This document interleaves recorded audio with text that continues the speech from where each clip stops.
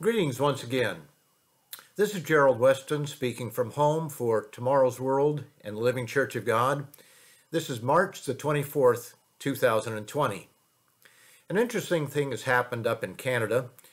The province of Ontario has basically shut down all businesses except those that are essential.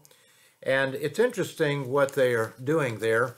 You need to understand that Ontario is about 1/3 of the population of the entire country. And so essential businesses are being kept open. Businesses engaged in the retail and wholesale sale of food, pet food and supplies, and household consumer products necessary to maintain the safety, sanitation, and essential operations of residences and businesses, including grocery stores, supermarkets, convenience stores, markets, and other similar retailers are, of course, exempt and need to keep open.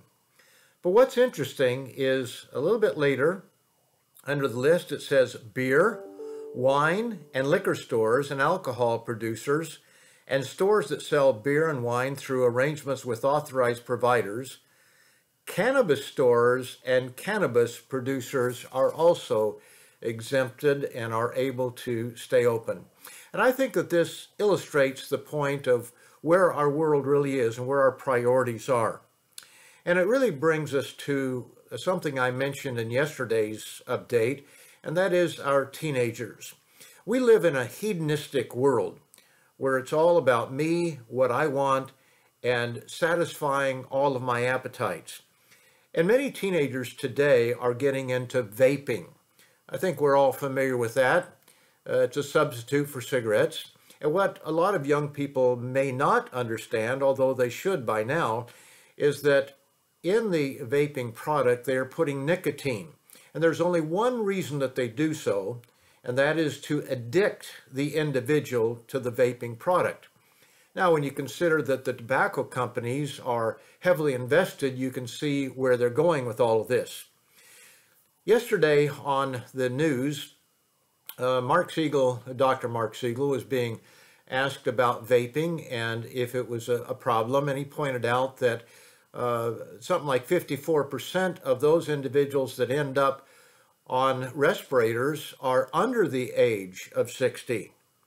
I think it was something like 19 to 49 or 19 to 59, but 54% of those are under the age of 60. And he pointed out in response to a question about vaping that it did seem to be a factor, that a number of the people, or a large percentage of those people that ended up on respirators under that age of 60 were involved in vaping. He didn't say cigarettes, but I'm sure that would be involved there as well, and other factors. But we think of this as being something that only affects older people, and yet it affects younger people as well. Now, I have a challenge for those young people who might be listening to this, and that is that if you are in the habit of vaping, why don't you test and see if you can quit? Because if you are smoking a product or vaping a product with nicotine in it, you might find it a little bit difficult if you've been doing it for any length of time. And you know, it's never good to wait until a crisis hits to change habits. It's good to change before.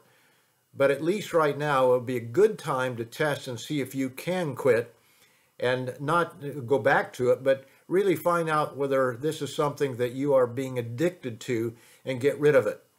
We live in a hedonistic society, and it isn't just vaping, it's everything that we are doing as a world. We are feeding our appetites, and our appetites that are contrary to the will of God are what is bringing all of the problems upon us that we see around the world. So I'll leave you with that challenge. This is Gerald Weston for the update for Tomorrow's World and Living Church of God.